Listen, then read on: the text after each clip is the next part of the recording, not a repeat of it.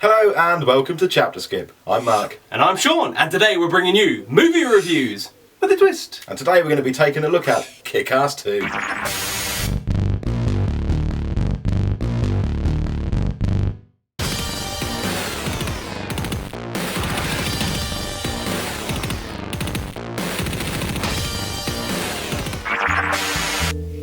Hey Mark, I bet you can't get through this whole review without swearing.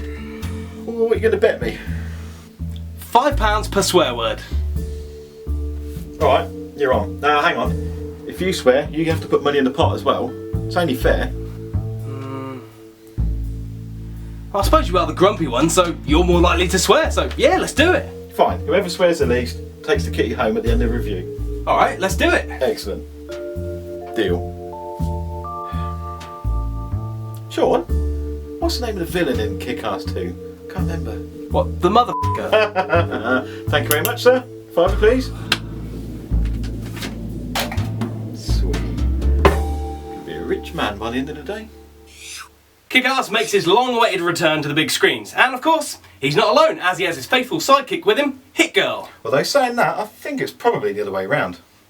Either way, the green and yellow spandex wearing, baton waving hero and the crass, purple haired, take no shit, motorbike riding heroine team up in this action packed comic book adapted movie that features more brutal beatings, more dick and fart jokes, and more people in spandex than your average porno. But does this make Kick-Ass 2 better than the first Kick-Ass? Keep watching and find out. Kick-Ass 2 is from Universal Pictures and Marvel Films and is based on the comic by Mark Millar. It was directed by Jeff Wadlow and co-produced by Matthew Vaughn, who also directed the first movie. If you've not seen the first one, then go and watch it as soon as you watch this video, because it's great, and then go and watch the sequel. Now if you didn't like the first film, then you're probably not going to enjoy this one, although if you didn't like the first film, I do have a question for you. What the f*** is your problem? The main cast from the first movie are back reprising their roles, with Aaron Taylor-Johnson playing Dave, who of course is Kick-Ass. There's also Chloe Grace Moretz as Mindy, or Hit Girl, and former superhero turned supervillain Chris D'Amico, aka Red Mist, aka the Mother, and he's of course played by Christopher Mintz-Plasse. New additions to the cast include Donald Faison as Dr. Gravity, Lindy Booth as Night Bitch, and of course there's Jim Carrey as Colonel Stars and Stripes. Now, on the subject of Jim Carrey, as you may have seen in the trailer review we did for the film, I'm not a fan of his and I wasn't looking forward to seeing him in the film. Turns out, he was actually pretty good, and it's probably the very first time I've actually liked him in a movie. It's just a real shame that he's been a bit of a dick and decided not to promote this movie because of a completely unrelated event that happened 8 months prior to this film being released. Still, he gives a f*** what he thinks. This film pretty much follows on from where the first one left off, only this time around Kick-Ass is being trained by Hit Girl. Although his actions have inspired all manner of folks to go out and don costumes so that they can fight crime too. On the flip side of this though, we have the mother who's pretty set on getting revenge on Kick-Ass for blowing up his father with a bazooka back in the first movie. At this point, Hit Girl has been told to hang up her wig and put down her nunchucks by her guardian Marcus, and enters that whole superhero cliche of having to retire her persona and try to have a somewhat normal life. Whatever a normal life is. Still, she ends up attending school, she starts to hang out with the popular girls, or as I call them, the spoiled bitches. With Hit Girl out of the picture, Kick-Ass decides to team up with other civilians with masks on that call themselves Justice Forever. And that group includes such wonderful superheroes as Insect Man, Battle Guy, Remembering Tommy, Colonel Stars and Stripes, Dr. Gravity, and Night Bitch. Soon enough though, the good guys will have to face off with the bad guys. And the bad guys include wonderful, colourful characters such as Genghis Carnage, Mother Russia, The Tumour, Black Death, and of course fronting this team that call themselves a toxic mega is none other than the mother himself. Thinking about it, if we were to become superheroes... Or supervillains. Yeah, what would we call ourselves? I think it's pretty obvious which one of us would be the superhero, and which one would be the villain. Yeah, with my dashing looks and cat-like reflexes, I would be the hero. What would you call yourself? How about something like the Pussy Magnet? You can't call yourself that. It gives off the wrong impression. What are you going to call yourself, Mark? Will you stand for justice and fight by my side, or will you give in to the forces of evil? That's a really hard choice. I can either stand next to you, or I can come up with a badass persona and kick your ass. I'm glad you made the right decision. What's a good sidekick name for you? How about Catnip? Oh, no. What about Sourpuss?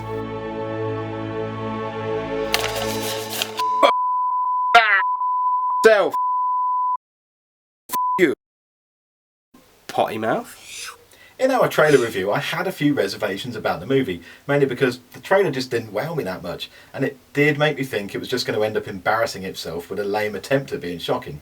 Turns out, I was completely wrong. The film was great, and whilst I don't think it was quite as good as the first one, it's still a f***ing good movie. I totally agree. I thought it had a perfect blend of action, drama, story, action. Oh, I said action, didn't I? Violence, profanity, and emotion. Yeah, there's a nice mixture of comedy in there too, and it is very well done, even when it takes a risk and adds humour into what is a potential rape scene, which, let's be honest, is a pretty risky thing to do, but it manages to do it in such a way that it worked. I think the Star of the Show award has to go to Christopher Mintz-Plasse, because that whole scene where he finds his costume and dons the persona as the mother had me in fits of laughter. I do have one major plot point though that I have a question about, and that's after the mother and his crew kill a bunch of cops, and we then get to see the police talking about tracking them down, they say they can't because once the bad guys take off their masks, nobody knows who they really are. Really, guys? Do you not have any forensics in that entire department in the whole city? And how the does someone the size of Mother Russia manage to blend in? The major fault that I had with the film would probably be the whole Mean Girls high school sequence that involved Mindy and the other popular kids in the school. However, I kind of feel that it was necessary because it kept Hit Girl out of the film for just enough time for you to really want to see her come back and, excuse the pun, kick ass. It was kind of like the Hulk in the Avengers. He was out of the film for so long that when he was finally unleashed, you could just sit back and watch him smash with your nerd boner fully engaged. Not that I had a nerd boner for Hit Girl, because that's kind of wrong. I'd call it more of an admiration boner. That's still weird, isn't it? Yeah, that is still weird. Although if you think about it, if Mindy didn't get involved with the spoiled bitches at the school, then we would never have been introduced to the weapon that's known as the Sick Stick. Now if you want to know what this awesome gadget does and how it works, well, you're just going to have to go and watch the film and find out for yourself. What are you playing with there, Mark? Oh, it's the latest superhero gadget. To the naked eye, they look like an ordinary pair of glasses, but when you put them on, you turn invisible. Sweet! Can I try them? Well, they're kind of in the beta phase at the moment because they don't work on clothes, so to be fully invisible, you'd have to be naked. I'm up for that. I fancy spying on the neighbour next door. Yeah, give them a shot. Just pop them on, and then press the little button on the side. Ah, amazing. Can you see me? All I can see are some clothes floating about.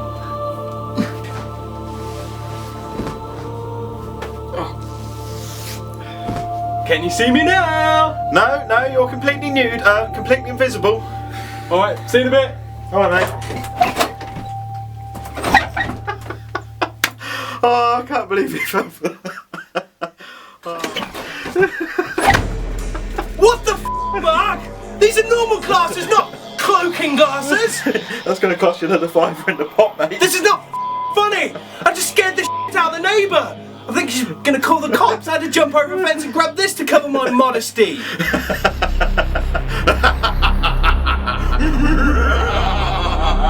That is what happens when you deal with the evil machinations of Professor Frankenstein. Now bow before me, pussy magnet. Ah, no, wait, no. Put some bloody clothes on before you bow down. Ah, don't want to see your little magnet.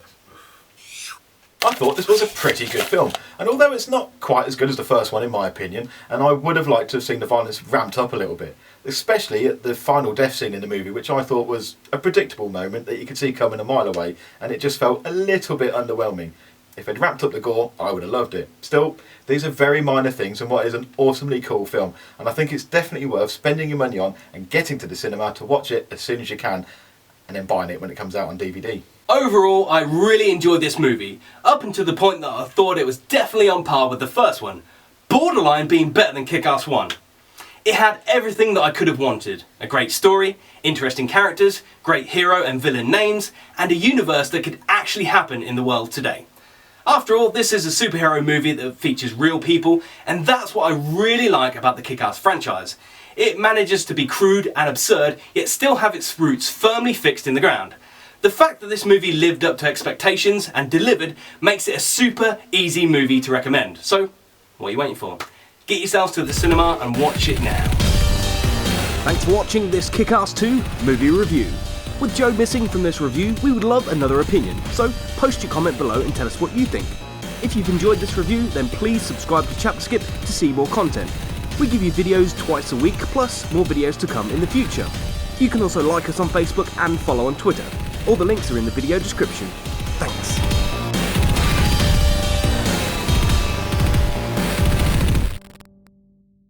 This film pretty much follows on from where the first one left off, only this time around Kick-Ass is to be a hit girl and put down her nunchucks by her guardian Marcus. Marcus! Marcus! Oh my god, Marcus! We have to ask ourselves, if we were to become superheroes... We can ask ourselves that. Although, yeah.